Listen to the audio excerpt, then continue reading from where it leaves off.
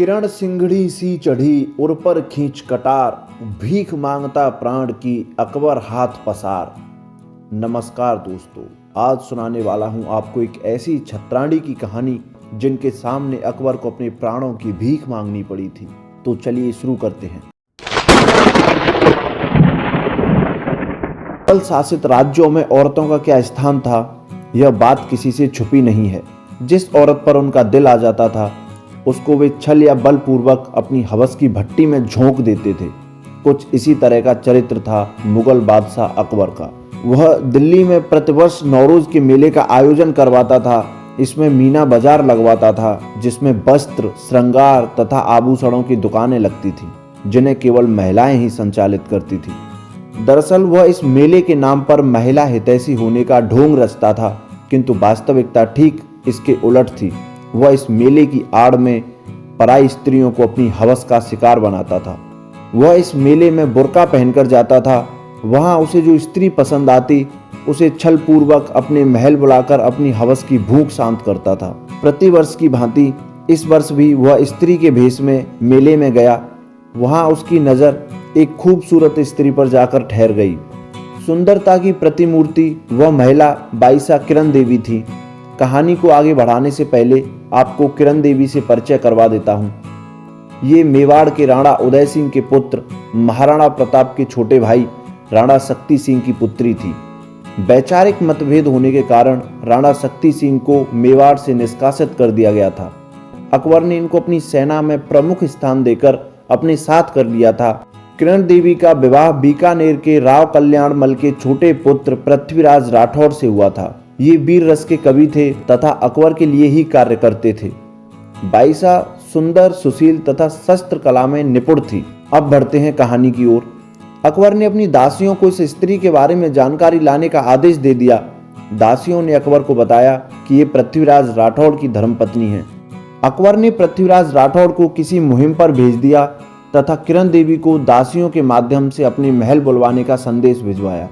जब बाईसा अकबर के महल पहुंची तो अकबर ने बाईसा के सामने उससे निकाह करने का प्रस्ताव रखा। बाईसा ने कहा कि महाराज, मैं किसी की ब्याहता हूँ, आप बादशाह हैं, आपको ऐसी ऊंची हरकत शोभा नहीं देती। तो अकबर ने किरण देवी को लालच देना शुरू किया कि मैं तुम्हें मल्लिकाए हिंद बनाना चाहता हूँ। तुम्हारी सही जगह पृथ्वीराज राठौड़ के यहाँ नहीं बल्कि सबसे ताकतवर बादशाह के महल में है। तुम यहाँ राज करोगी। इस पर भी जब किरण देवी नहीं मानी तो अकबर समझ गया कि छल पूर्वक उसका काम नहीं बनने वाला। तो वह जबरदस्ती करने के इरादे से बाईसा की तरफ बढ़ने लगा। बाईसा पीछे खिसक रही थी, उनकी आंखों से आंसू बह रहे थे। वो अकबर से लगातार विनती कर रही थी कि वे उसके संरक्षण प्राप्त राज्य के राजा की पत्नी हैं। आपको मेरी रक्षा करनी चाहिए, यह पाप मत करिए बादशाह। मगर अकबर अपने गंदे इरादों के साथ बाईसा की तरफ बढ़ रहा था। बाईसा किरण देवी समझ गई कि अब यह नीच विनती की भाषा नहीं समझेगा। बात जब हिंदू औरत की अस्मिता पर आती है तो उसे देवी से दुर्गा बनने में देर नहीं लगती। उन्होंने देखा कि अकबर कालीन पर चल रहा है। उन्होंने अचानक से कालीन का कोना पकड़कर खींच दिया, जिससे अकबर जमीन पर जा गिरा। बाईसा ने बिजली की रफ्तार से अपना पैर अकबर की छाती पर रख दिया तथा अपनी कटार निकालकर उसकी गर्दन पर टिका दी और कहा कि बोल, तेरी आखिरी इच्छा क्या है। तथा अकबर को अपना पूरा परिचय दिया कि तू सिर्फ ये जानता है कि मैं पृथ्वीराज राठौड़ की पत्नी हूँ, पर तू ये नहीं जानता कि जिस महाराणा प्रताप के नाम से तुझे नींद नहीं आती, मैं उनकी भतीजी हूँ। अब अकबर को समझते देर नहीं लगी कि आज मुकाबला एक शेरनी से हुआ है। शायद उस दिन अकबर ने साक्षात चंडी के दर्शन किए होंगे। यह बात सभी जानते हैं कि अकबर को मरने से बड़ा डर लगता था। अकबर दोनों हाथ जोड़कर बाईसा के सामने गिड़गिड़ाने लगा, उनसे अपने प्राणों की भीख मांगने लगा। कहा, हे देवी, मुझे माफ कर दो, मैं वासना में अंधा हो गया था।